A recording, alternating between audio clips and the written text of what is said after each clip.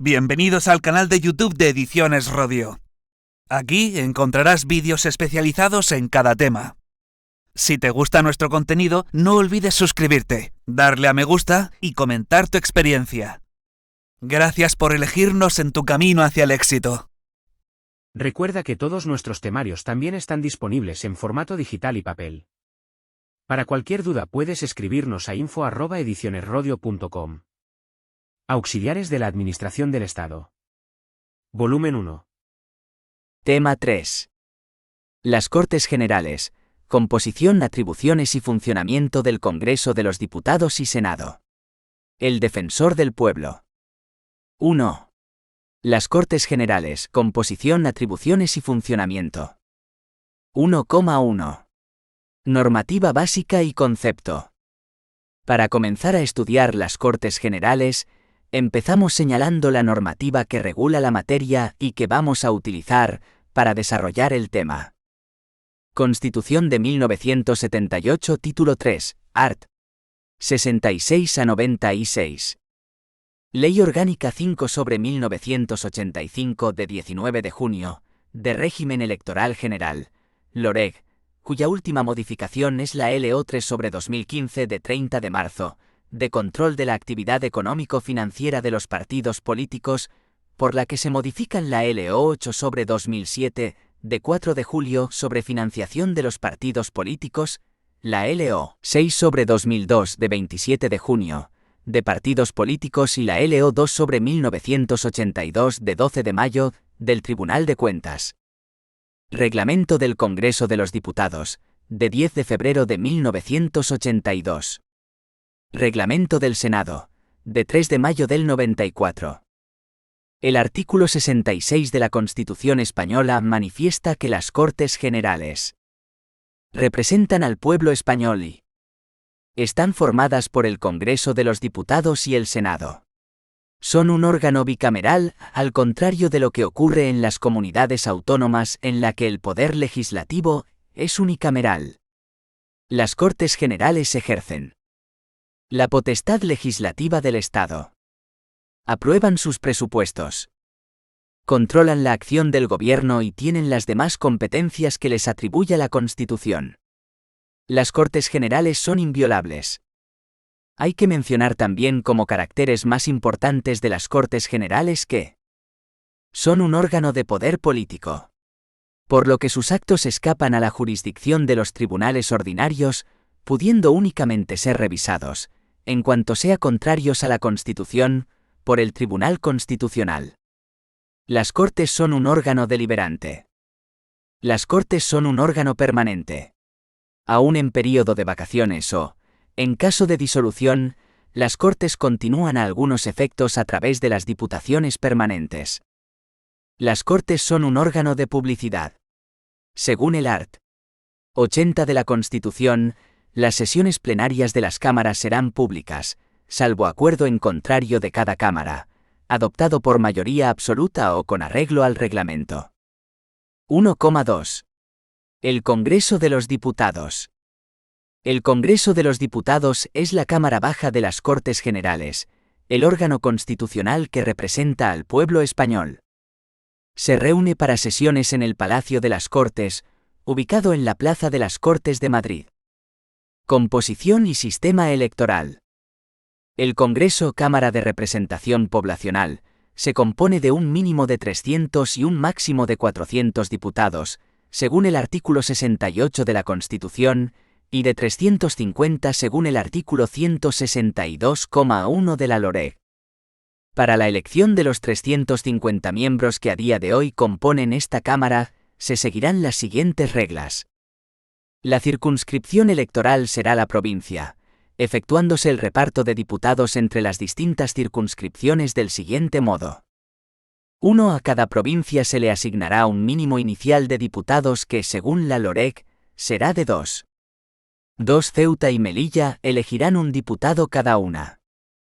3. El resto, 248 diputados, se repartirán entre todas las provincias en base a un sistema de representación proporcional, conocida por sistema DON. Para la elección de los diputados se utilizará el sufragio universal, libre, igual, directo y secreto, siendo electores y elegibles todos los españoles que estén en pleno disfrute de sus derechos políticos. Los diputados serán elegidos por un periodo de 4 años. Las elecciones tendrán lugar entre los 30 y 60 días desde la terminación del mandato parlamentario.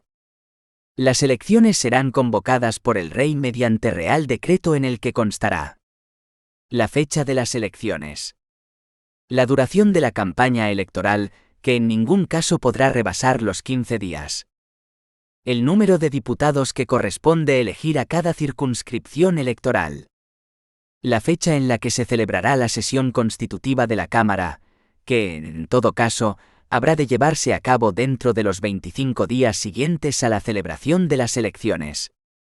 Funciones específicas del Congreso. Además de las funciones generales atribuidas a esta Cámara como parte que es de las Cortes, corresponde específicamente al Congreso. Según el artículo 99 de la Constitución, aprobar o rechazar el candidato propuesto por el Rey para presidente del Gobierno. Según los artículos 112 y 114 de la Constitución, votar la cuestión de confianza o adoptar una moción de censura contra el Gobierno. Según el artículo 86, convalidar o derogar los decretos ley que el Gobierno haya adoptado como disposiciones legislativas provisionales en los casos autorizados por la Constitución, extraordinaria y urgente necesidad. Según el artículo 116, autorizar al Gobierno para la prórroga del estado de alarma y para la declaración y prórroga del estado de excepción, así como declarar el estado de sitio.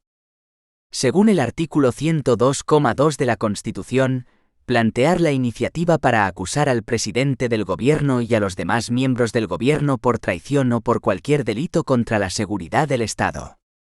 Según el artículo 92 de la misma, autorizar la convocatoria de referéndum consultivo.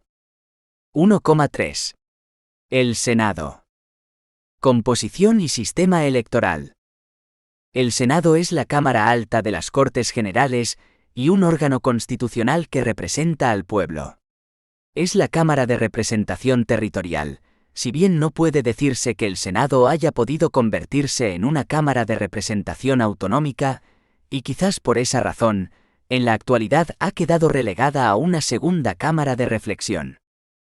De tal modo que ciertas cuestiones no han sido reguladas de modo específico para el Senado, plazo para la celebración de las elecciones y de la sesión constitutiva, por lo que se le aplica por analogía lo establecido para el Congreso.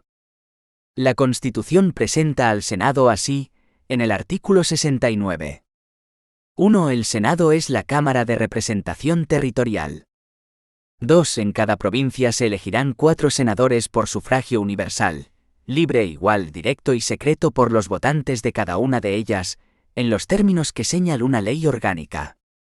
3. En las provincias insulares, cada isla o agrupación de ellas, con cabildo o consejo insular, constituirá una circunscripción a efectos de elección de senadores, correspondiendo 3 a cada una de las islas mayores, Gran Canaria, Mallorca y Tenerife, y 1 a cada una de las siguientes islas o agrupaciones: Ibiza, Formentera, Menorca, Fuerteventura, Gomera, Hierro, Lanzarote y La Palma.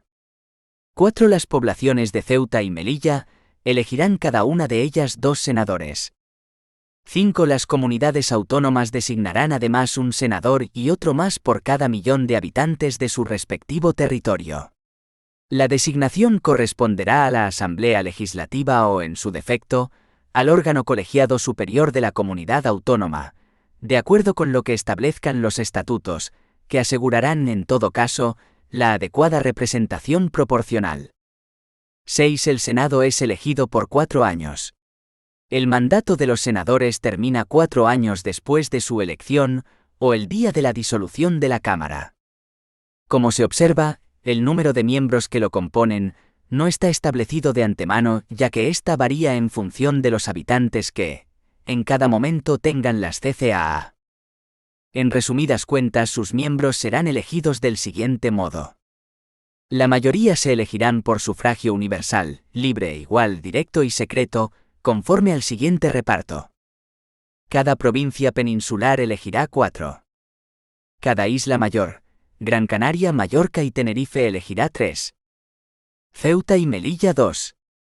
Las islas menores, Ibiza, Formentera, Menorca, Fuerteventura, Gomera, El Hierro, Lanzarote y La Palma, elegirán uno cada una.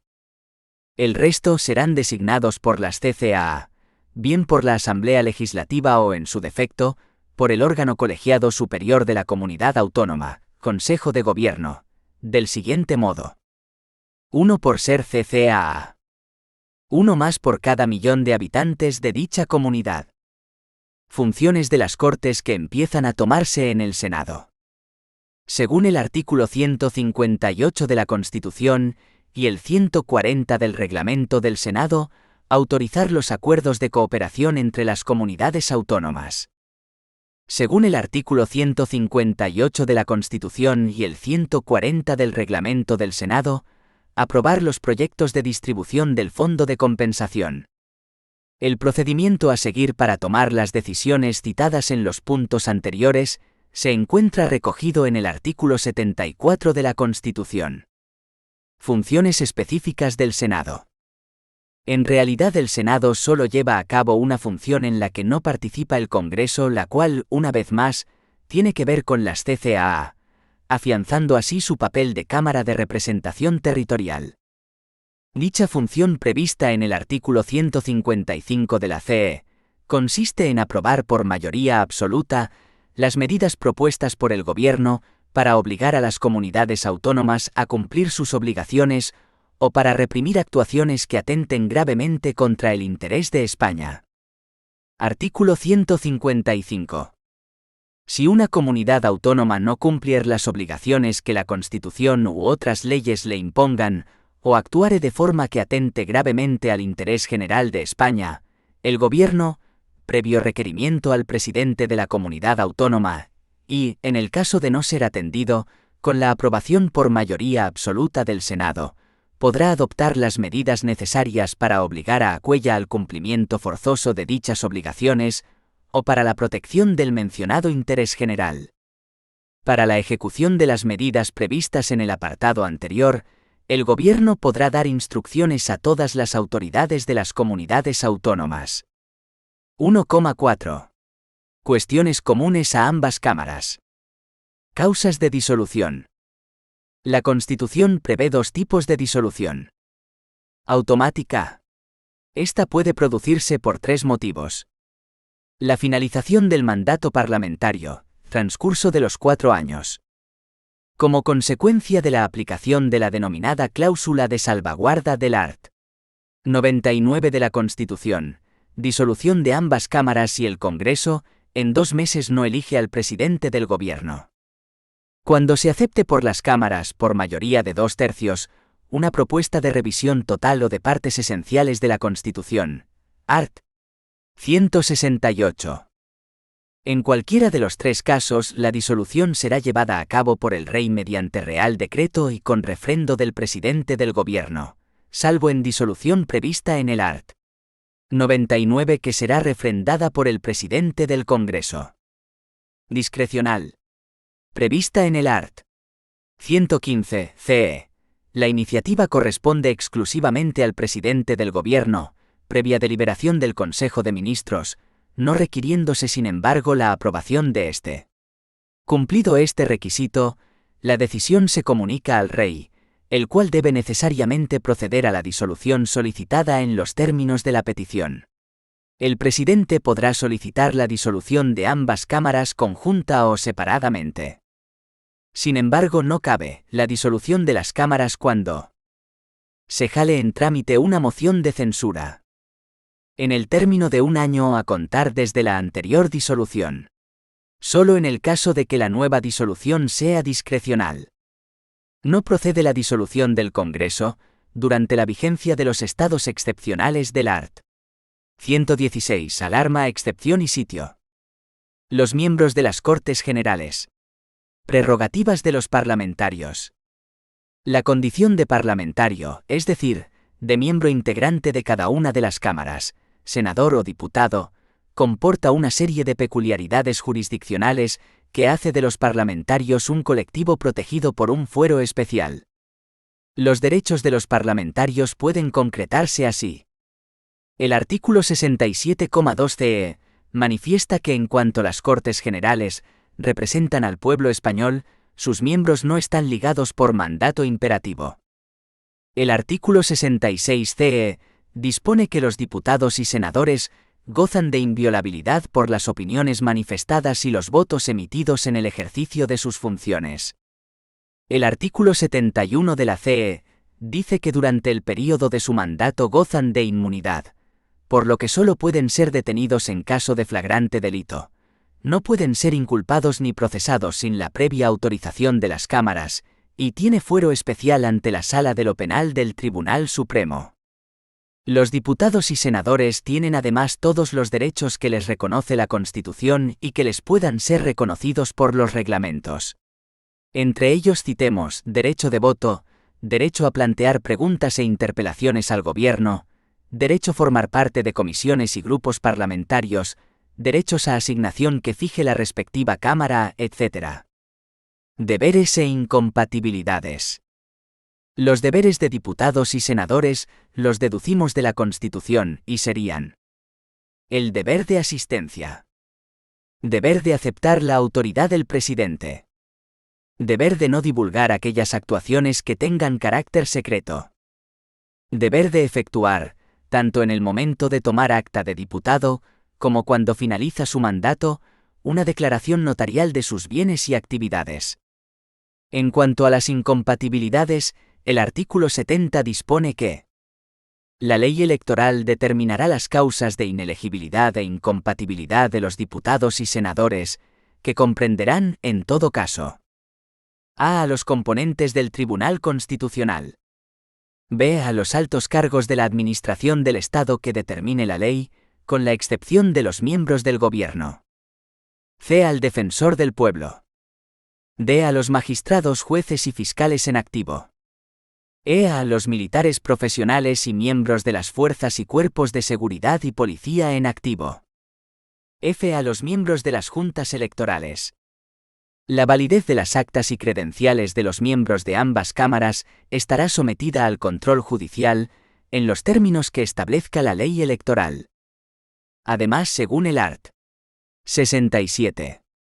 Los parlamentarios no pueden ser miembros simultáneamente de las dos cámaras. Los diputados no pueden ser simultáneamente miembros de una asamblea de una comunidad autónoma. Sin embargo, los senadores sí pueden ser miembros de una de estas asambleas. Las incompatibilidades anteriores se suman con las recogidas en los artículos 6, causas de inelegibilidad, y 155, causas de incompatibilidad, de la LOREG, las cuales no se incluyen en el tema por su escasa importancia a efectos de examen. Como requisito previo a la adquisición de la condición de parlamentario, deberán realizar una declaración de las actividades que les reporten ingresos y de los bienes que posean, y en su caso, deberán optar entre el desempeño de una actividad incompatible y su condición de parlamentario. Las actas y credenciales de los parlamentarios estarán sometidas al oportuno control judicial. Principios de funcionamiento de las Cortes. El artículo 72 de la Constitución dispone que las cámaras establecen sus propios reglamentos, aprueban autónomamente sus presupuestos por mayoría simple, y de común acuerdo, regulan el estatuto del personal de las Cortes Generales. Los reglamentos y su reforma serán sometidos a una votación final sobre su totalidad, que requerirá la mayoría absoluta. Las cámaras eligen sus respectivos presidentes y los demás miembros de sus mesas. Las sesiones conjuntas serán presididas por el presidente del Congreso y se regirán por un reglamento de las Cortes Generales, aprobado por mayoría absoluta de cada cámara, para regular las sesiones conjuntas de las cámaras. El reglamento del Congreso de los Diputados fue aprobado por el Pleno el 10 de febrero de 1982. El texto refundido del reglamento del Senado ha sido aprobado por la Mesa del Senado en sesión de 3 de mayo de 1994, y el reglamento de las Cortes aún no ha sido aprobado. Los presidentes de las cámaras ejercen en nombre de las mismas todos los poderes administrativos y facultades de policía en el interior de sus respectivas sedes. Sesiones ordinarias y extraordinarias. Según el artículo 73, Las cámaras se reunirán anualmente en 2 períodos ordinarios de sesiones. El primero de septiembre a diciembre. Y el segundo de febrero a junio. Las cámaras podrán reunirse en sesiones extraordinarias a petición del Gobierno, de la Diputación Permanente o de la mayoría absoluta de los miembros de cualquiera de las cámaras. Las sesiones extraordinarias deberán convocarse sobre un orden del día determinado y serán clausuradas una vez que éste haya sido agotado. Normalmente Congreso y Senado se reúnen por separado y trabajan de forma separada aunque la decisión deba ser tomada por ambas, pero el artículo 74 dispone que las cámaras se reunirán en sesión conjunta para ejercer las competencias no legislativas que el título 2 de la Corona atribuye expresamente a las Cortes Generales. Las sesiones conjuntas de las cámaras son presididas y convocadas por el presidente del Congreso. 2. Organización interna de las cámaras. Como cualquier órgano colegiado, las Cortes cuentan con una serie de órganos internos que le permiten llevar a cabo sus funciones con la mayor rapidez y eficacia posible. Aunque la Constitución apenas saluda dicha organización, es necesario citar, al menos, ciertas cuestiones fundamentales respecto de la naturaleza, funciones y composición de los órganos internos de las cámaras. Para un estudio más pormenorizado del tema, de acuerdo con la doctrina mayoritaria, dividiremos dichos órganos en administrativos y políticos. 2,1. Órganos administrativos. Presidente Art. 72. Es el órgano que ostenta la representación unipersonal de la Cámara y ejerce, dentro de ella, las facultades de policía. Su elección se llevará a cabo en la sesión constitutiva de la Cámara respectiva, conforme al siguiente procedimiento. Todos los miembros de la Cámara son considerados candidatos a presidente de la misma. La votación será secreta. Se considerará elegido presidente el miembro de la Cámara que obtenga mayoría absoluta. Si ninguno obtuviese dicha mayoría, se celebrará una segunda votación entre los dos que hubiesen obtenido más votos en la primera vuelta, y de ellos resultará elegido el que obtenga más votos que el otro. Mayoría relativa. Mesa Art. 72. Es el órgano rector de la Cámara. La composición de la mesa del Congreso es la siguiente. Presidente. 4 vicepresidentes. 4 secretarios. La composición de la mesa del Senado es idéntica a la del Congreso, a excepción del número de vicepresidentes que son solo 2. La elección de todos los miembros de la mesa se lleva a cabo conforme a las normas anteriormente citadas para la elección del presidente. Pleno. Su composición y normas de funcionamiento se han estudiado al estudiar los miembros. Comisiones Art. 74 a 76. Las comisiones son los órganos de las cámaras en los que se desarrolla todo el trabajo parlamentario. Están compuestas por un número de miembros elegidos por los grupos parlamentarios en proporción a su importancia numérica. Cada grupo parlamentario contará al menos con un miembro en cada comisión. Los miembros del Gobierno podrán asistir con voz a las comisiones, pero solo podrán votar en aquellas de las que formen parte. Existen los siguientes tipos de comisiones. Comisiones permanentes legislativas, cuya función consiste en participar en la elaboración de todas las leyes. El art.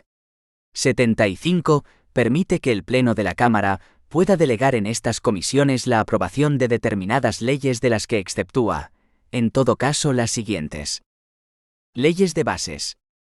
Leyes orgánicas.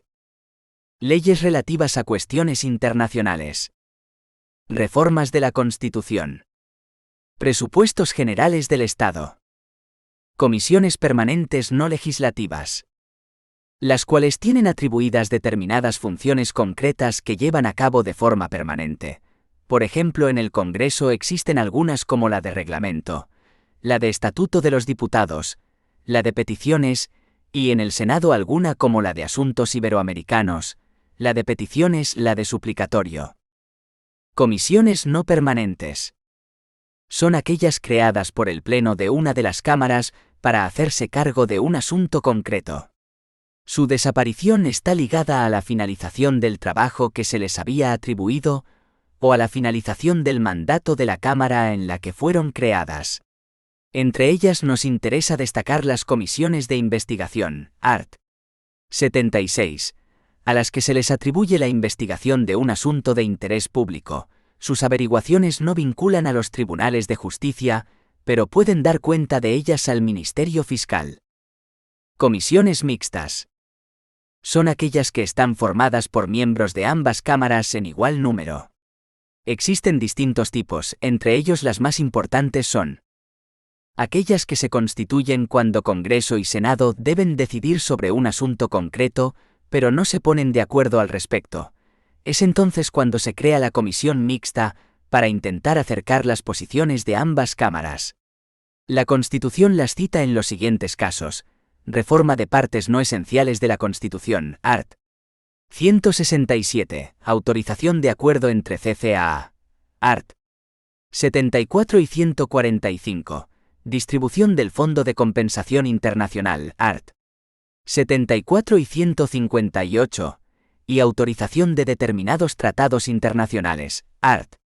74 y 94. Aquellas que se constituyen para que las cámaras estén en permanente contacto con determinados órganos o instituciones, o para hacer frente a determinados problemas de carácter social. Por ejemplo, Comisión Mixta para el Estudio del Problema de las Drogas o Comisión Mixta de Relaciones con el Defensor del Pueblo. Diputación Permanente. Según el artículo 78, es el órgano encargado de velar por los poderes de las cámaras, mientras éstas están fuera del periodo ordinario de sesiones o cuando se hayan disuelto. La Diputación Permanente continuará funcionando hasta la constitución de las nuevas cámaras. En cada cámara habrá una Diputación Permanente, compuesta por un mínimo de 21 miembros, que representarán a los grupos parlamentarios en proporción a su importancia numérica. Las Diputaciones Permanentes estarán presididas por el presidente de la Cámara respectiva y tendrán como funciones más importantes: la prevista en el artículo 73, solicitar que la Cámara correspondiente se reúna en sesión extraordinaria. Llevar a cabo las funciones que el Congreso tiene atribuidas con respecto a los estados del art. 116, solo en el caso de que éste esté disuelto. Llevar a cabo la función del Congreso de convalidar decretos ley, art. 86, solo en caso de que éste esté disuelto. Expirado el mandato o en caso de disolución, las Diputaciones Permanentes seguirán ejerciendo sus funciones hasta la constitución de las nuevas Cortes Generales. Reunida la Cámara correspondiente, la Diputación Permanente dará cuenta de los asuntos tratados y de sus decisiones. 2,2. Órganos políticos. Grupos parlamentarios. Están compuestos por todos los miembros de la Cámara que pertenecen al mismo partido o coalición política. Para que un partido o coalición pueda formar un grupo independiente, es necesario que cuente como mínimo, en el Senado con 10 escaños y, en el Congreso con 15. Podrá también constituirse en grupo parlamentario los diputados de una o varias formaciones políticas que, aun sin reunir dicho mínimo, hubieren obtenido un número de escaños no inferior a 5, y al menos, el 15% de los votos correspondientes a las circunscripciones en que hubieren presentado candidatura, o el 5% de los emitidos en el conjunto de la nación. La constitución de grupos parlamentarios se hará, dentro de los 5 días siguientes a la sesión constitutiva. Los miembros de la Cámara que pertenezca a partidos o coaliciones que no hayan alcanzado el citado mínimo de escaños, pasarán a integrar el grupo mixto. Junta de Portavoces.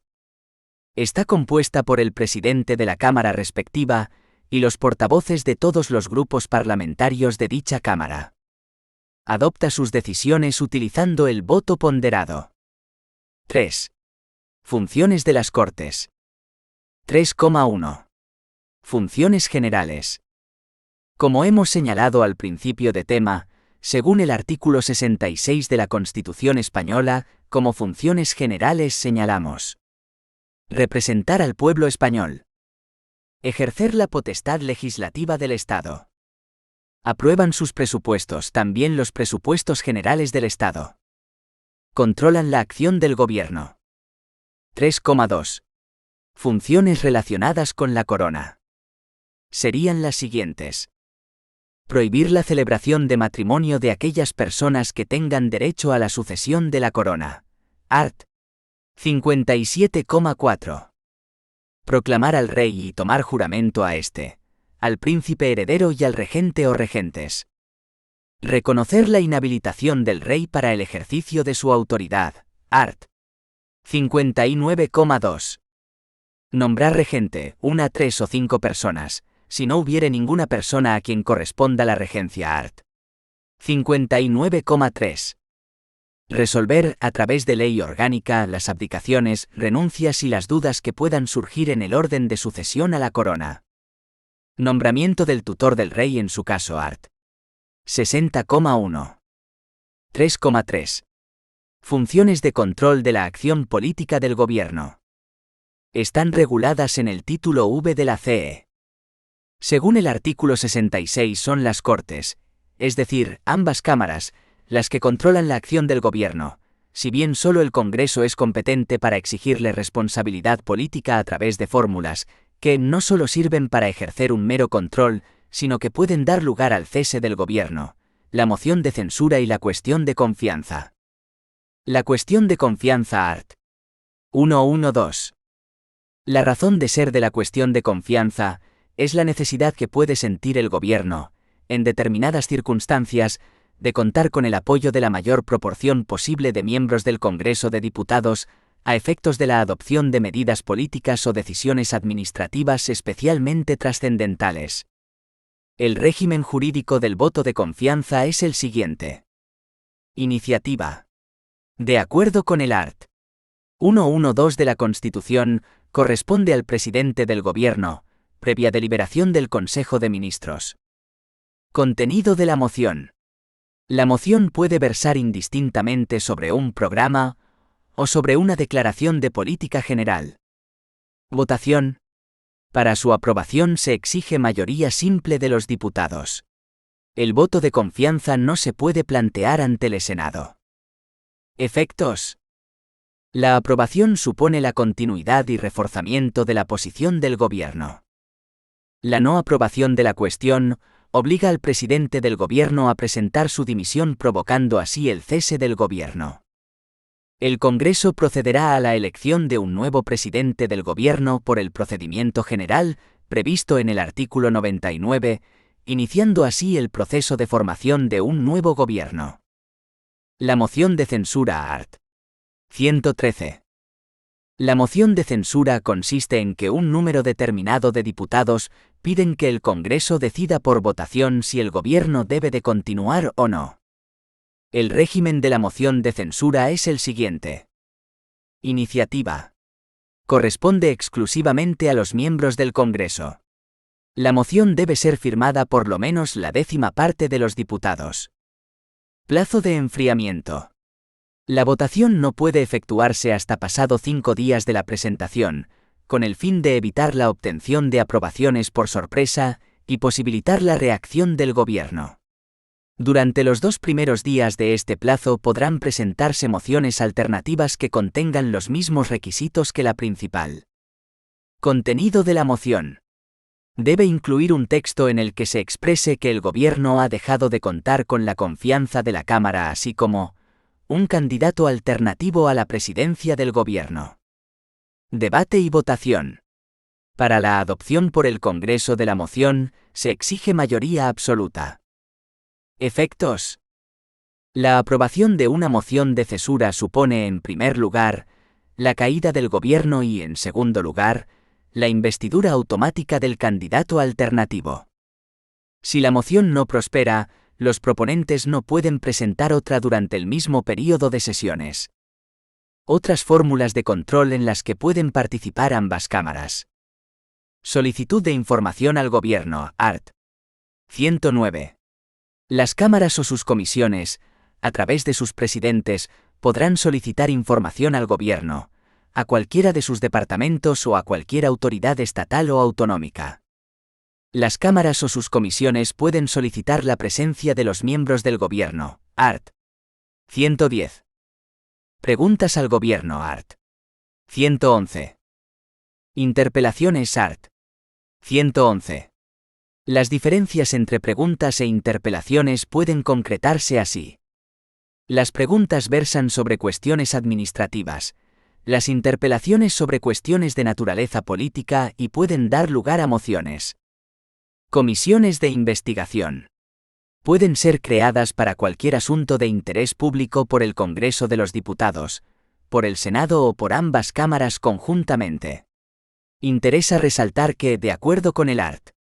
76 de la Constitución, las conclusiones de las comisiones de investigación no son vinculantes para los tribunales ni afectarán a las resoluciones judiciales, sin perjuicio de que el resultado de la investigación sea comunicado al Ministerio Fiscal para el ejercicio cuando proceda de las acciones oportunas. 3,4. Funciones de orden interno.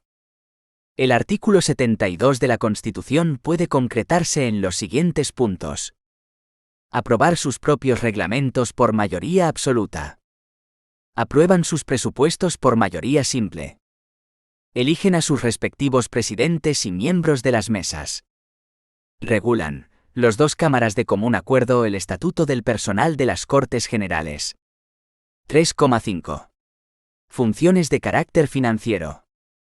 La planificación mediante ley, dictada a propuesta del Gobierno, de la actividad económica general. Art.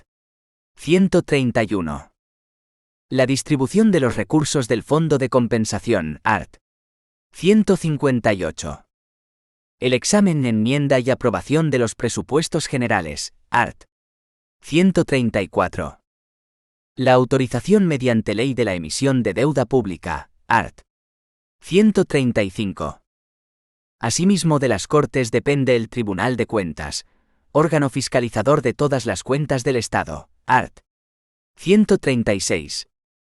3,6. Los tratados internacionales. Capítulo 3 del título 3. Cuestiones previas. Los tratados son la forma que tiene el Estado español para obligarse internacionalmente. Su celebración es competencia exclusiva del Estado. En concreto, su firma corresponde al Gobierno. Las comunidades autónomas solo podrán, si sus estatutos así lo establecen, solicitar del Estado la firma de determinados tratados relacionados con sus competencias. Los tratados internacionales válidamente celebrados, una vez publicados oficialmente en España, forman parte del ordenamiento interno.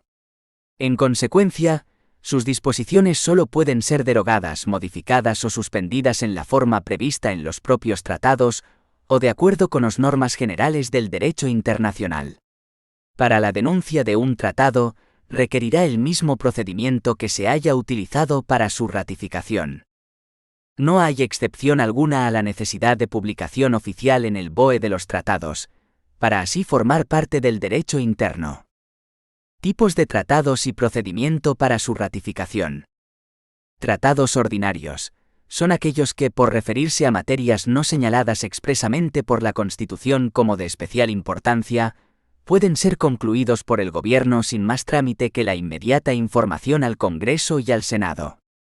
Tratados de especial importancia. Son los siguientes.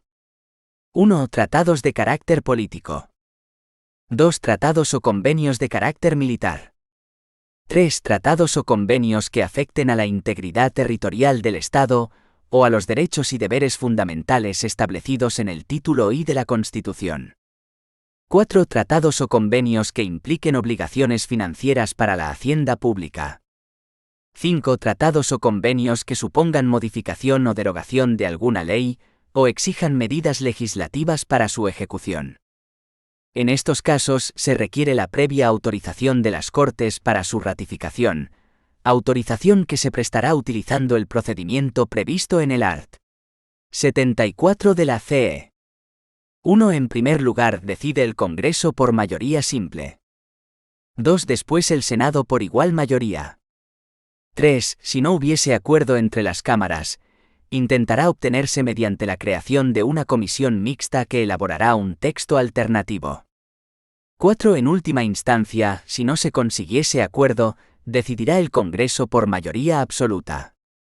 Tratados excepcionales o extraordinarios.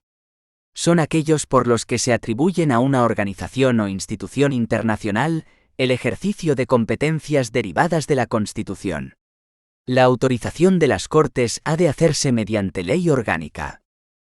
Aquellos tratados internacionales en los que se presuman estipulaciones contrarias a la Constitución, antes de proceder a su ratificación por el procedimiento pertinente según el tipo de tratado, se exige la previa revisión constitucional por parte del Tribunal Constitucional a petición del Gobierno o de cualquiera de las cámaras. 4. La elaboración de las leyes. 4,1. Leyes formales. La elaboración de las leyes es la competencia esencial de las Cortes Generales. La función legislativa de las Cortes Generales se realiza a través de las actuaciones independientes, aunque coordinadas de ambas cámaras. Todas las leyes requieren la aprobación de ambas cámaras, salvo en el caso de que el Senado opte por el veto. Art. 90,2 de la Constitución, en la que la ley podría aprobarse tan solo por el Congreso. Se denomina leyes formales a aquellas que son elaboradas y aprobadas por las Cortes Generales, siguiendo el procedimiento formal de elaboración marcado. Por otro lado, están las leyes materiales, que incluyen aquellas elaboradas por el Ejecutivo conforme procedimientos especiales que la propia Constitución prevé. El proceso legislativo ordinario comprende el conjunto de procedimientos y trámites que impulsan y acompañan a la ley, desde la presentación del proyecto o proposición hasta la aprobación del texto definitivo. El proceso legislativo puede dividirse en 3 fases. 1. Fase de iniciación. 2. Fase de tramitación parlamentaria. 3. Fase integradora de la eficacia. Iniciación. Según el artículo 87 de la Constitución, artículo 87,1, los legitimados para iniciar el proceso legislativo son: 1. La iniciativa legislativa corresponde al Gobierno, al Congreso, 1 diputado con la firma de otros 14 o un grupo parlamentario, y al Senado, 1 senador con la firma de otros 24 o un grupo parlamentario, de acuerdo con la Constitución y los reglamentos de las cámaras. 2. Las asambleas de las comunidades autónomas podrán solicitar del Gobierno la adopción de un proyecto de ley o remitir a la mesa del Congreso una proposición de ley, delegando ante dicha Cámara un máximo de 3 miembros de la Asamblea encargados de su defensa. 3. Una ley orgánica regulará las formas de ejercicio y requisitos de la iniciativa popular para la presentación de proposiciones de ley. En todo caso se exigirán no menos de 500.000 firmas acreditadas. No procederá dicha iniciativa en materias propias de ley orgánica, tributarias o de carácter internacional, ni en lo relativo a la prerrogativa de gracia. Dependiendo entonces de dónde se origine el impulso, tendremos 4 formas de iniciativa legislativa. Proyectos de ley. Cuando el texto presentado tiene su origen en el Consejo de Ministros se denominará proyecto de ley. Art. 88. Los proyectos de ley serán aprobados en Consejo de Ministros, que los someterá al Congreso, acompañados de una exposición de motivos y de los antecedentes necesarios para pronunciarse sobre ellos.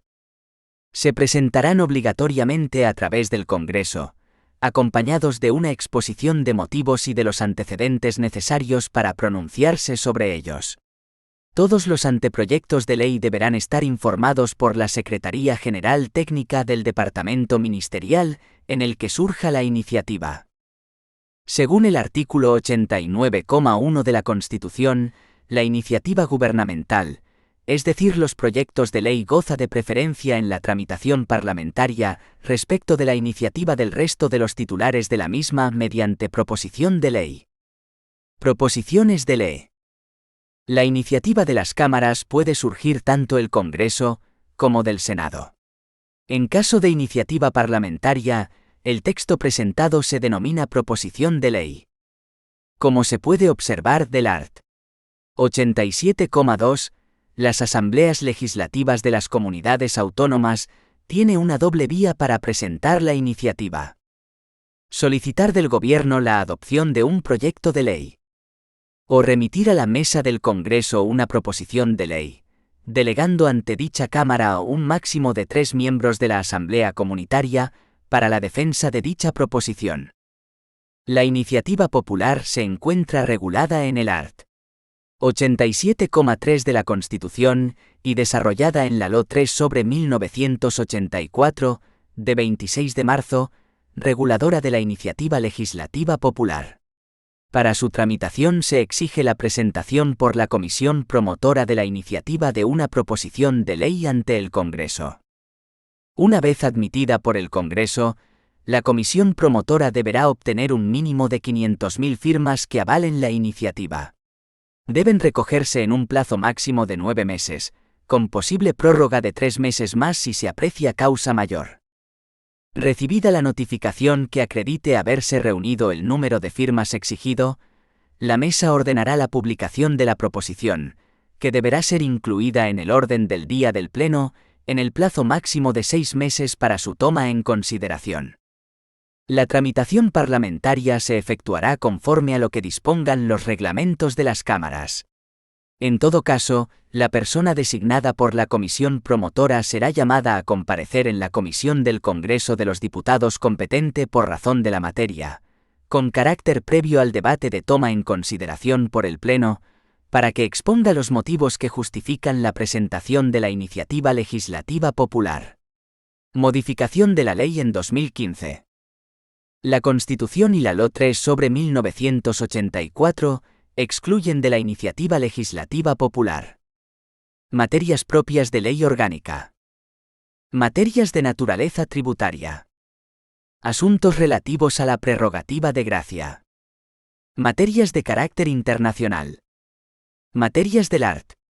131 de la Constitución. Planificación económica. Materias del art. 134,1 de la Constitución. Cuestiones presupuestarias.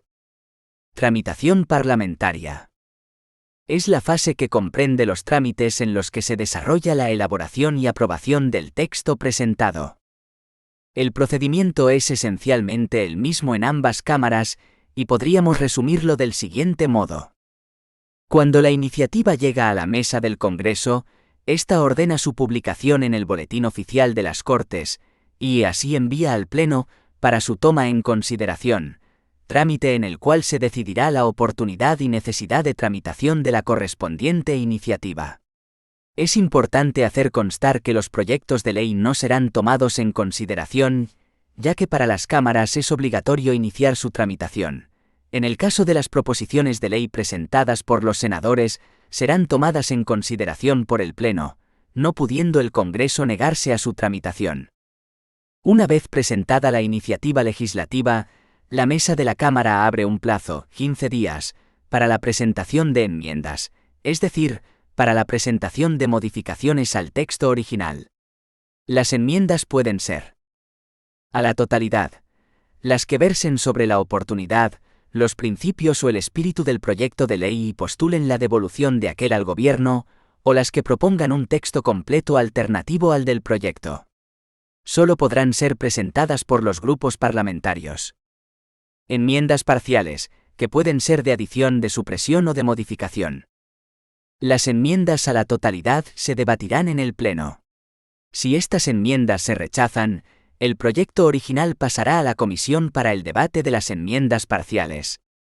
Si alguna de las enmiendas a la totalidad va acompañada de un texto alternativo y es aprobada, el proyecto o proposición se devuelve al iniciador, aceptándose el texto alternativo, que se trasladará a la comisión para su ulterior debate y tramitación.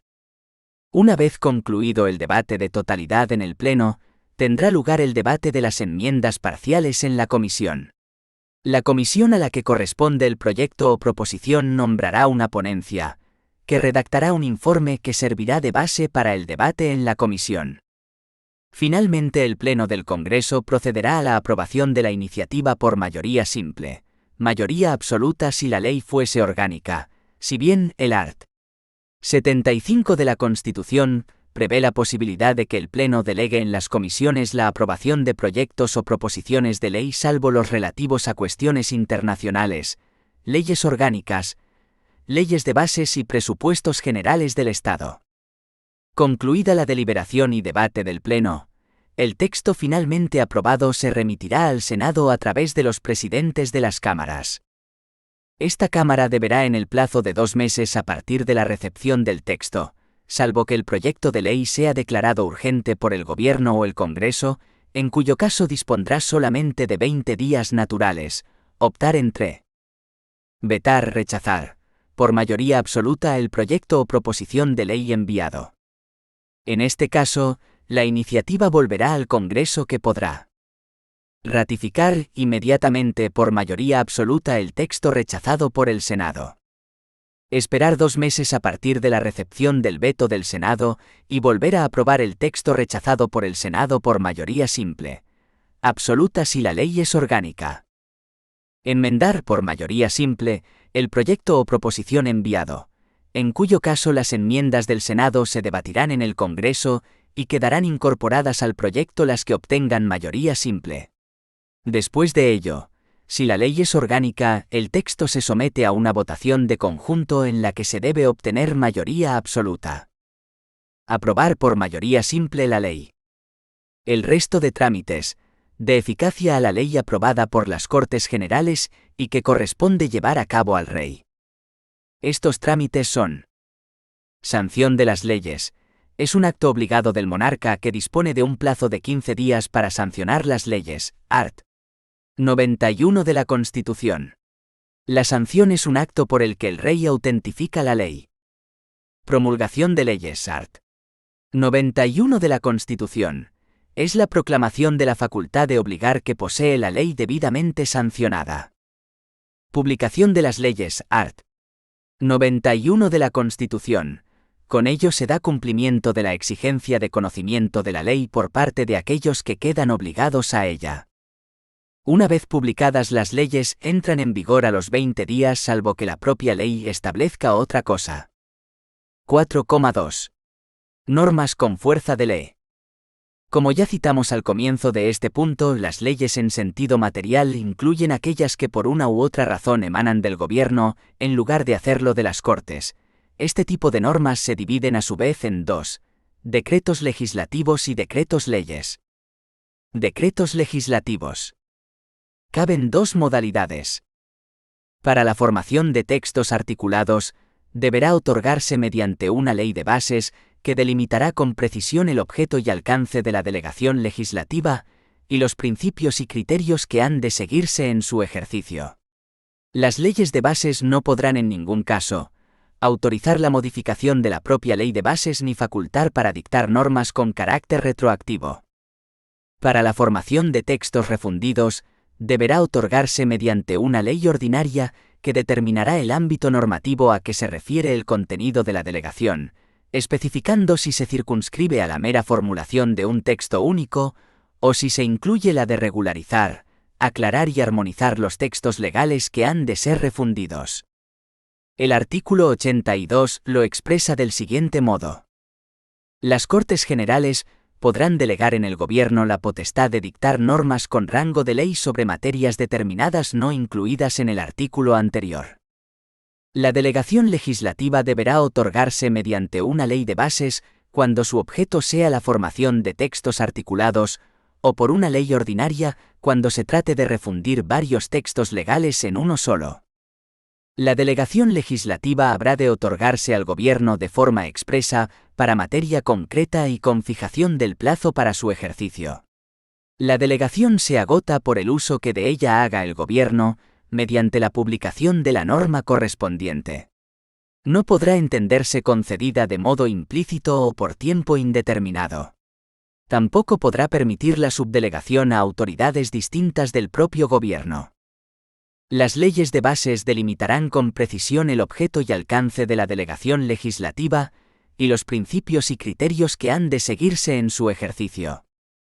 La autorización para refundir textos legales determinará el ámbito normativo a que se refiere el contenido de la delegación, especificando si se circunscribe a la mera formulación de un texto único, o si se incluye la de regularizar, aclarar y armonizar los textos legales que han de ser refundidos.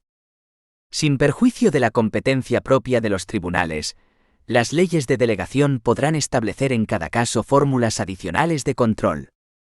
Además, el artículo 83 establece que las leyes de bases no podrán en ningún caso autorizar la modificación de la propia ley de bases. Facultar para dictar normas con carácter retroactivo. El artículo 84 por su parte manifiesta que cuando una proposición de ley o una enmienda fuere contraria a una delegación legislativa en vigor, el Gobierno está facultado para oponerse a su tramitación. En tal supuesto, podrá presentarse una proposición de ley para la derogación total o parcial de la ley de delegación. Para terminar, el artículo 85 dice que las disposiciones del Gobierno que contengan legislación delegada recibirán el título de decretos legislativos. Decretos leyes. El art. 86 de la Constitución establece que, en caso de extraordinaria y urgente necesidad, el Gobierno podrá dictar disposiciones legislativas provisionales que tomarán la forma de decretos leyes y que no podrán afectar al ordenamiento de las instituciones básicas del Estado, a los derechos, deberes y libertades de los ciudadanos, regulados en el título I, al régimen de las comunidades autónomas, ni al derecho electoral general. Un supuesto de extraordinaria y urgente necesidad ha de ser inusual, imprevisible y no susceptible de resolución por otros procedimientos, incluido el de urgencia legislativa. Los decretos leyes deberán ser inmediatamente sometidos a debate y votación de totalidad al Congreso de los Diputados, convocado al efecto si no estuviere reunido, en el plazo de los 30 días siguientes a su promulgación. No publicación. El Congreso habrá de pronunciarse expresamente dentro de dicho plazo sobre su convalidación o derogación, para lo cual el reglamento establecerá un procedimiento especial y sumario. Durante el plazo establecido en el apartado anterior, las Cortes podrán tramitarlos como proyectos de ley por el procedimiento de urgencia. 4,3. Leyes especiales. Dentro de este epígrafe podríamos incluir diversas normas que poseen ciertas especialidades en lo que a su elaboración y aprobación se refiere, tales como las leyes de presupuesto, solo pueden ser iniciadas por el Gobierno, son obligatoriamente leyes formales, se aprueban todos los años. Los estatutos de autonomía, su iniciativa es totalmente distinta a la establecida en el art. 87. Su aprobación requiere, en ocasiones, referéndum, pero vamos a centrarnos únicamente en una serie de leyes que se diferencian de las leyes comunes, no solo en la elaboración sino también en el contenido y, que aparecen reguladas en el art. 150 de la Constitución. Leyes marco. Con ellas las Cortes permiten que una o varias comunidades autónomas puedan dictar leyes sobre materias de titularidad estatal y en el ámbito territorial de la propia CA, respetando los principios fijados en la propia ley marco. Se trata de leyes ordinarias y por tanto se aprueban por mayoría simple. Las leyes que en virtud de una ley marco emanen de las CCAA serán controladas por los tribunales y por las Cortes Generales. Leyes de transferencia o delegación. Son leyes orgánicas a través de las cuales el Estado transfiere o delega a las comunidades autónomas competencias sobre materias que son de titularidad estatal, pero que se consideran susceptibles de transferencia o delegación. Además de la materia, en la ley de transferencia se incluirán las formas de control que el Estado se reserva, y la transferencia de los medios económicos y financieros para el sostenimiento de la competencia transferida. Leyes de armonización.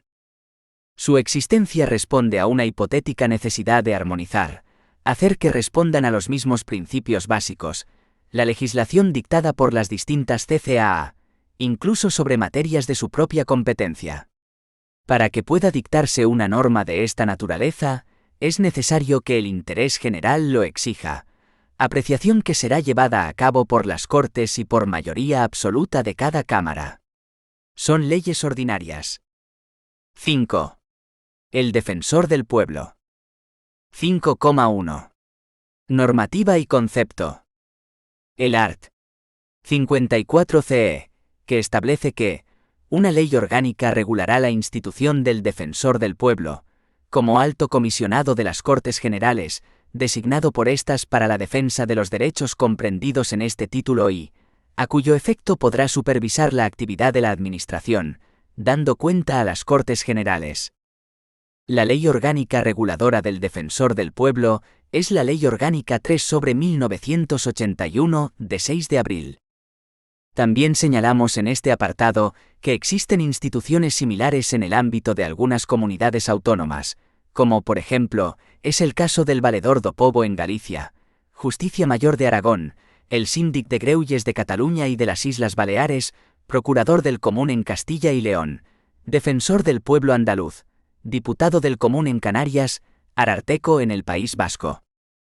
La Ley 36/1985, de 6 de noviembre, regula las relaciones entre las instituciones del Defensor del Pueblo y las figuras similares de las distintas comunidades autónomas. 5,2. Nombramiento, cese y condiciones. El Defensor del Pueblo, como el Alto Comisionado de las Cortes Generales, podrá supervisar la actividad de la Administración, dando cuenta a las Cortes Generales.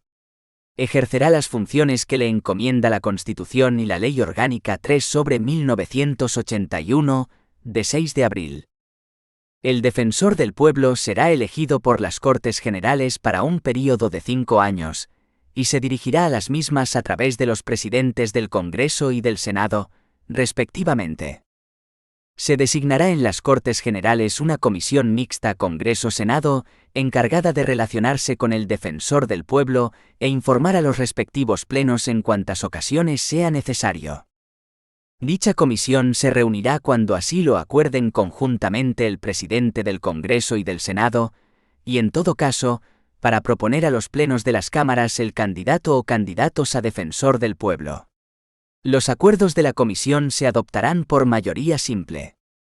Propuesto el candidato o candidatos, se convocará en término no inferior a 10 días al Pleno del Congreso para que proceda a su elección.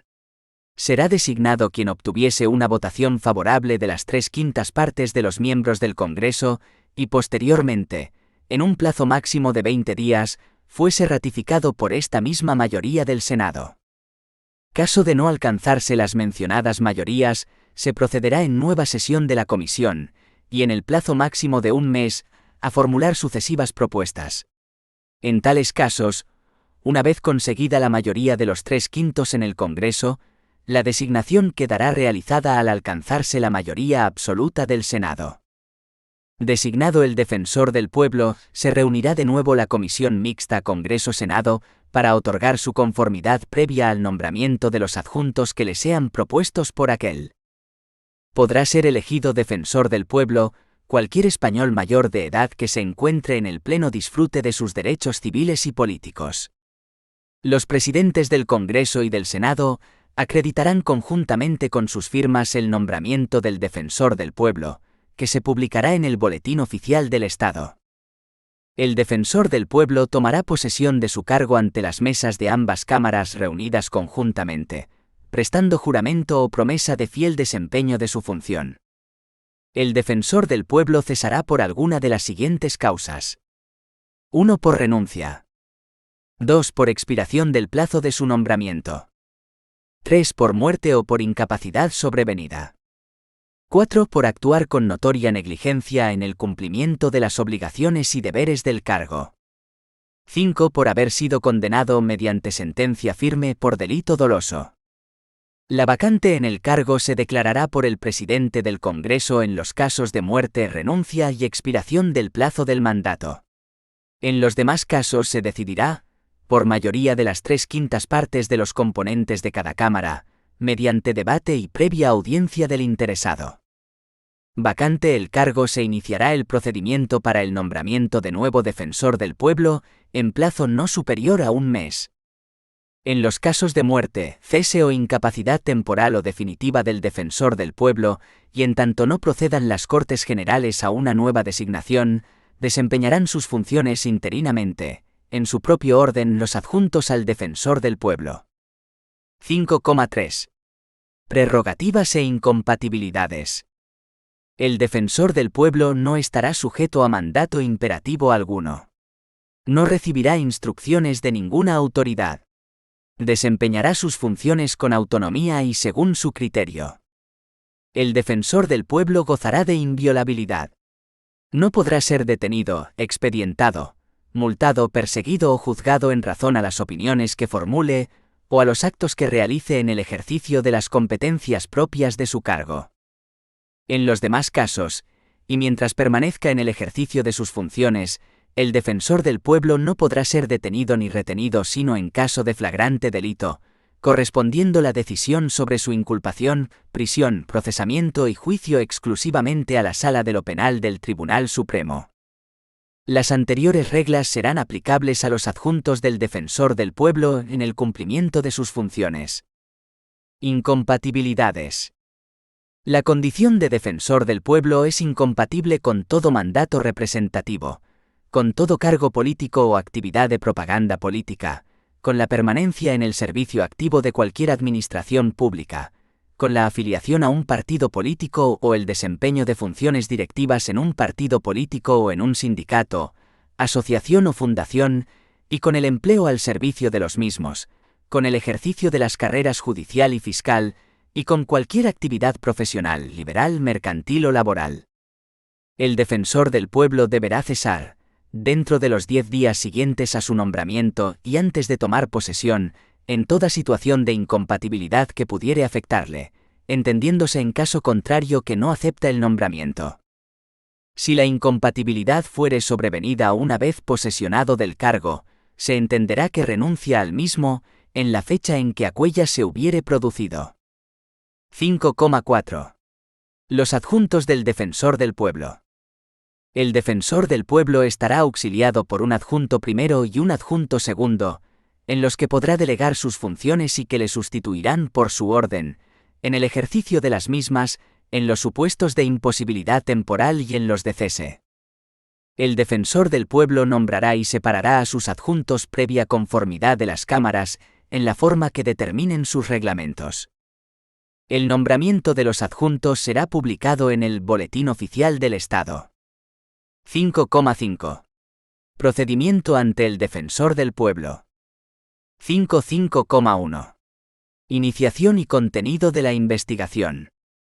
El defensor del pueblo podrá iniciar y proseguir de oficio o a petición de parte cualquier investigación conducente al esclarecimiento de los actos y resoluciones de la administración pública y sus agentes, en relación con los ciudadanos, a la luz de lo dispuesto en el art. 103. 1. De la Constitución y el respeto debido a los derechos proclamados en su título primero.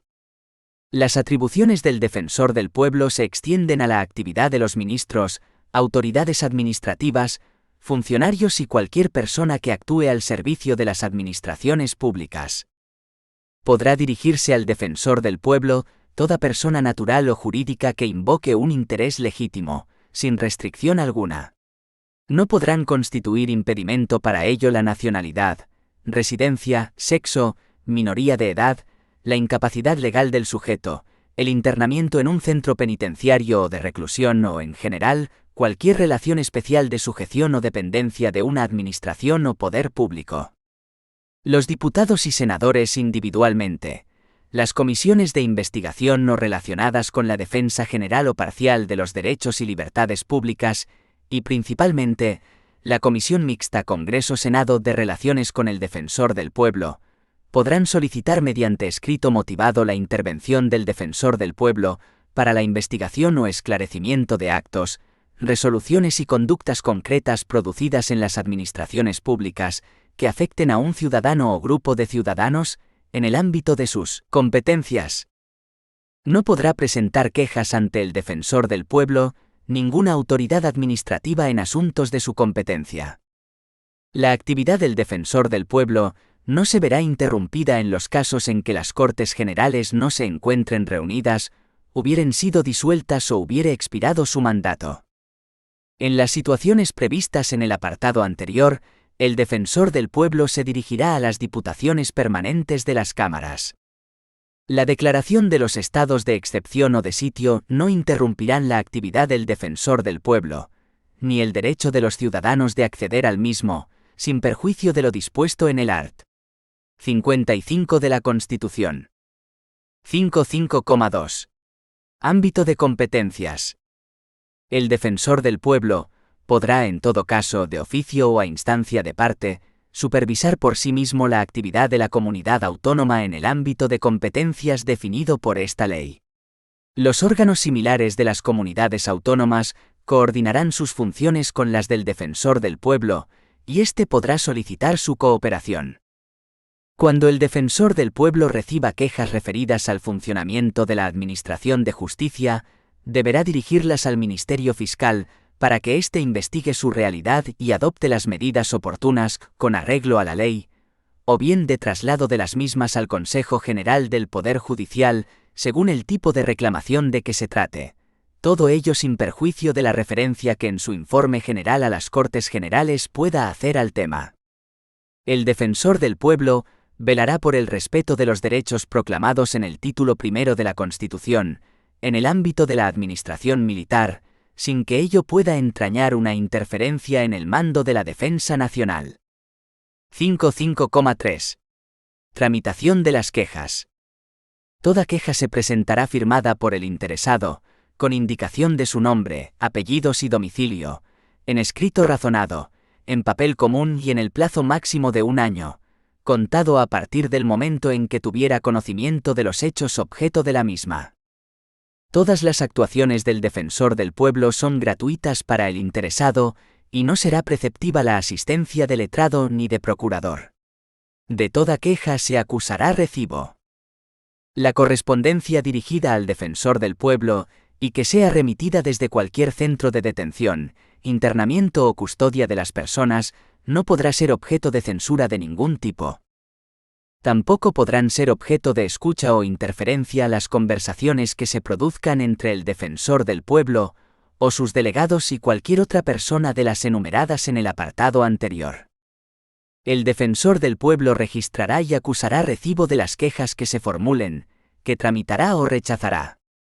En este último caso lo hará en escrito motivado, pudiendo informar al interesado sobre las vías más oportunas para ejercitar su acción, caso de que a su entender hubiese alguna y sin perjuicio de que el interesado pueda utilizar las que considere más pertinentes. El defensor del pueblo no entrará en el examen individual de aquellas quejas sobre las que esté pendiente resolución judicial, y lo suspenderá si, iniciada su actuación, se interpusiere por persona interesada, demanda o recurso ante los tribunales ordinarios o el Tribunal Constitucional. Ello no impedirá, sin embargo, la investigación sobre los problemas generales planteados en las quejas presentadas. En cualquier caso velará por que la Administración resuelva expresamente, en tiempo y forma, las peticiones y recursos que le hayan sido formulados. El defensor del pueblo rechazará las quejas anónimas, y podrá rechazar aquellas en las que advierta mala fe, carencia de fundamento, inexistencia de pretensión, así como aquellas otras cuya tramitación irra perjuicio al legítimo derecho de tercera persona. Sus decisiones no serán susceptibles de recurso. Admitida la queja, el defensor del pueblo promoverá la oportuna investigación sumaria e informal para el esclarecimiento de los supuestos de la misma. En todo caso dará cuenta del contenido sustancial de la solicitud al organismo o a la dependencia administrativa procedente, con el fin de que por su jefe, en el plazo máximo de 15 días, se remita informe escrito. Tal plazo será ampliable cuando concurran circunstancias que lo aconsejen a juicio del defensor del pueblo.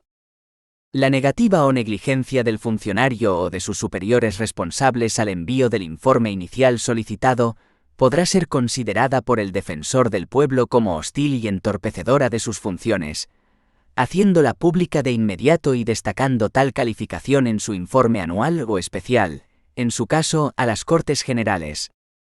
5,6. Obligación de colaboración de los organismos requeridos. Todos los poderes públicos están obligados a auxiliar, con carácter preferente y urgente, al defensor del pueblo en sus investigaciones e inspecciones. En la fase de comprobación e investigación de una queja o en expediente iniciado de oficio, el defensor del pueblo, su adjunto o la persona en quien él delegue, podrán personarse en cualquier centro de la administración pública, dependientes de la misma o afectos a un servicio público, para comprobar cuántos datos fueren menester, hacer las entrevistas personales pertinentes o proceder al estudio de los expedientes y documentación necesaria.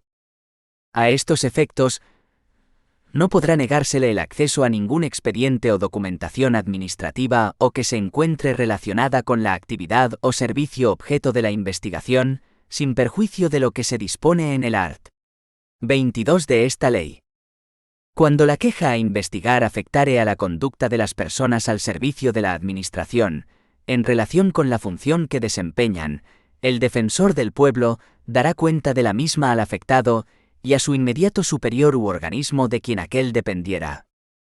El afectado responderá por escrito y con la aportación de cuantos documentos y testimonios considere oportunos, en el plazo que se le haya fijado, que en ningún caso será inferior a 10 días, pudiendo ser prorrogado a instancia de parte, por la mitad del concedido.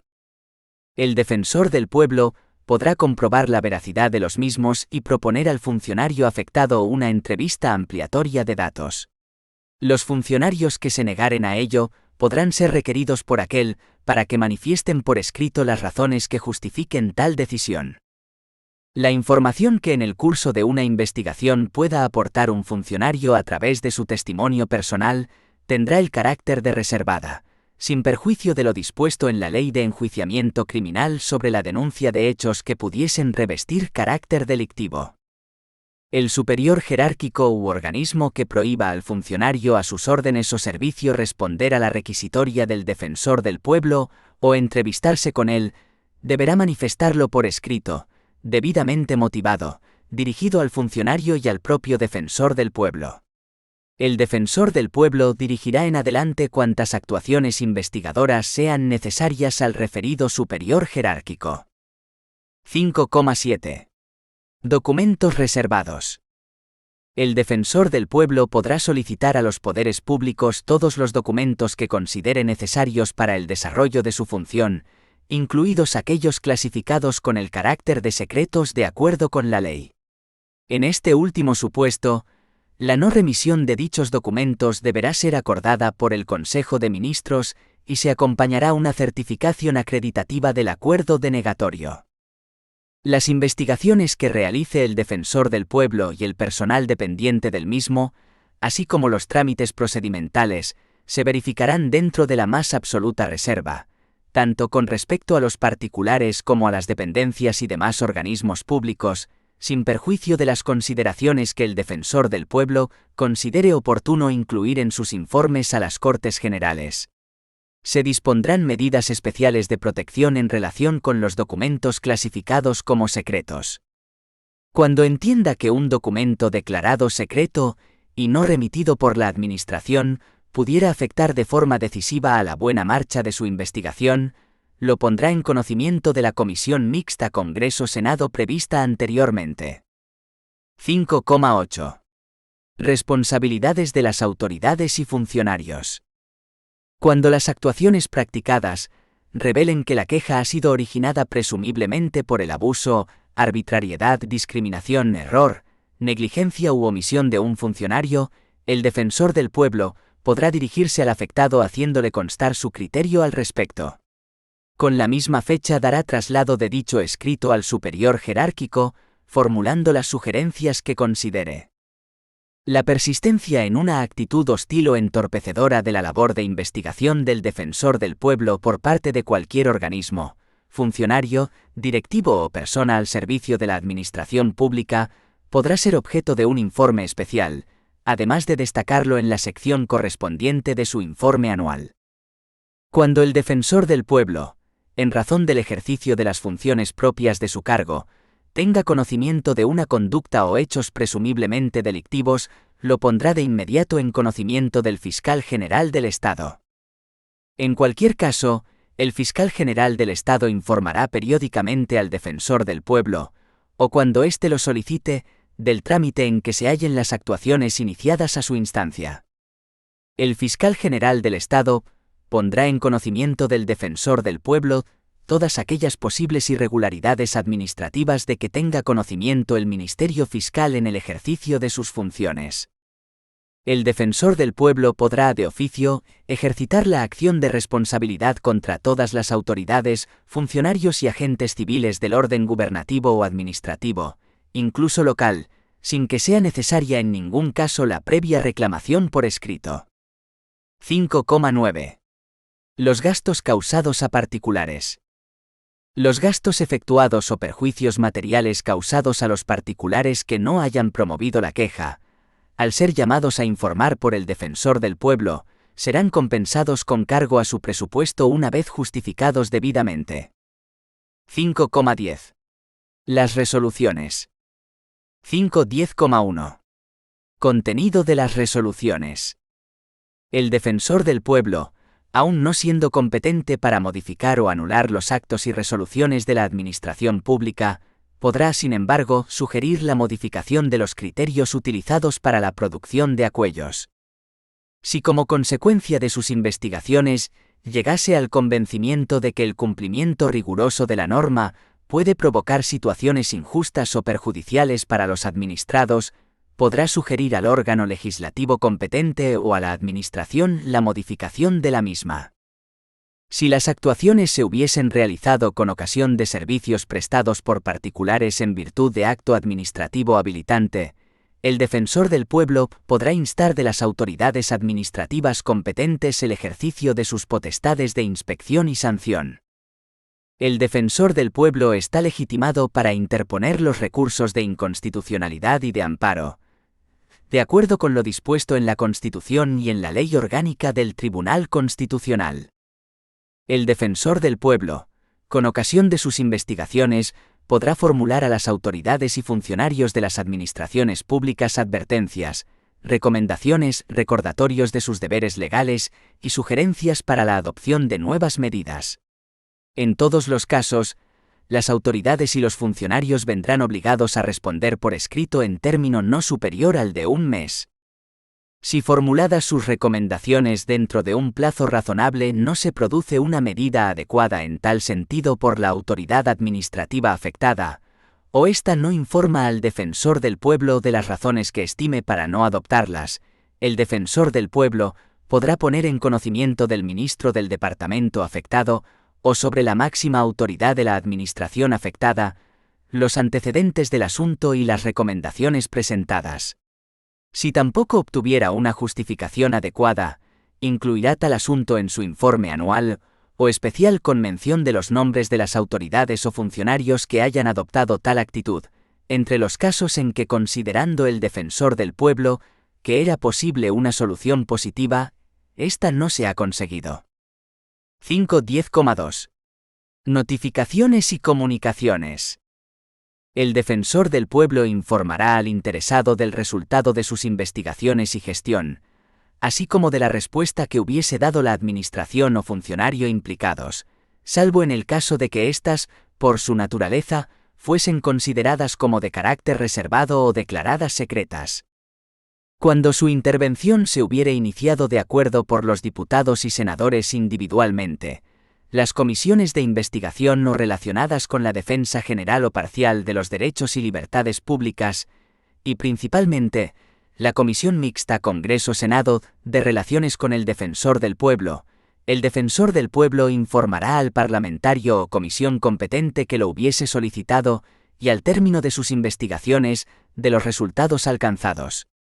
Igualmente, cuando decida no intervenir, informará razonando su desestimación.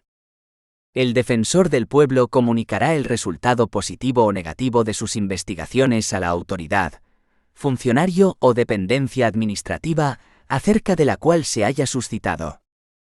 5.10,3. Informe a las Cortes. El defensor del pueblo dará cuenta anualmente a las Cortes Generales de la gestión realizada en un informe que presentará ante las mismas cuando se hallen reunidas en período ordinario de sesiones. Cuando la gravedad o urgencia de los hechos lo aconsejen, podrá presentar un informe extraordinario que dirigirá a las diputaciones permanentes de las cámaras si éstas no se encontraran reunidas. Los informes anuales y, en su caso, los extraordinarios serán publicados.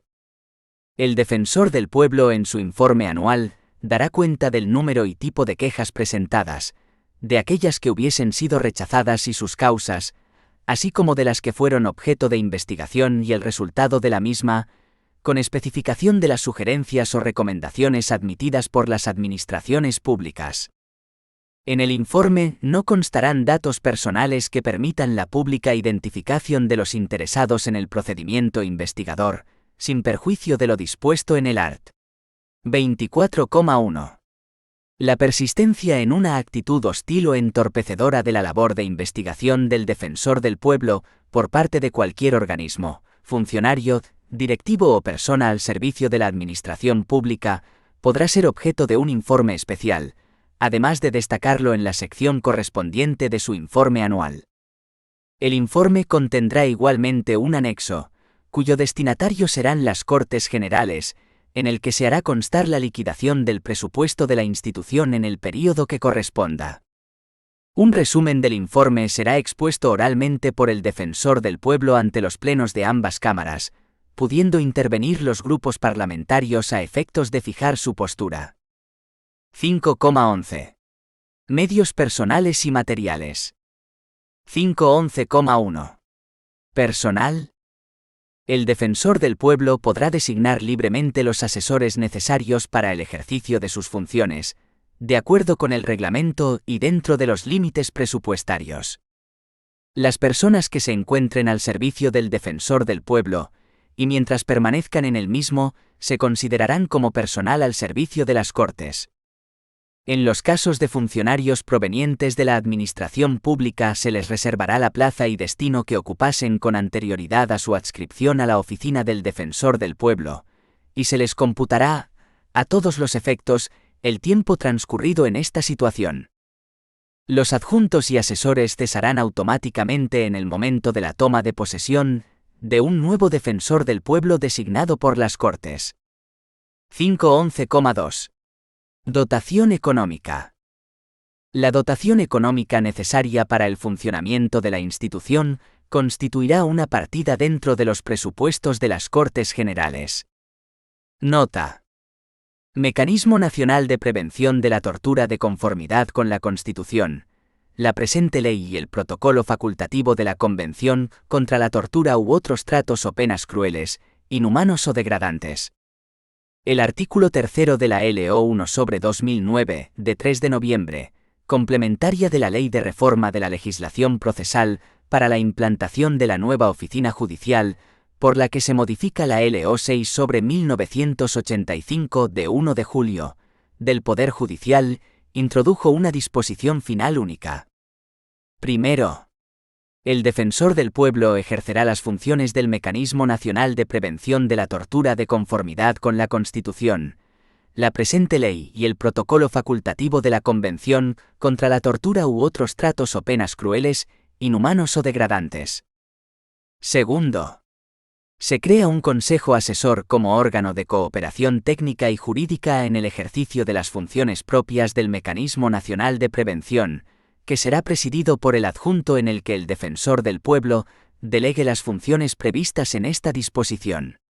El reglamento determinará su estructura, composición y funcionamiento. Resolución y comentarios a preguntas. Aparecidas en pruebas oficiales. Las resoluciones del defensor del pueblo, según la Ley Orgánica 3/1981 de 6 de abril. A. Pueden modificar o anular los actos y resoluciones de la administración pública. B. Pueden declarar la nulidad o inaplicabilidad de una disposición legal. E. Pueden declarar la caducidad de un procedimiento administrativo. D. Pueden formular advertencias, recomendaciones o recordatorios a la administración pública. Respuesta correcta, D. Justificación. El defensor del pueblo, aún no siendo competente para modificar o anular los actos y resoluciones de la administración pública, podrá, sin embargo, sugerir la modificación de los criterios utilizados para la producción de acuellos.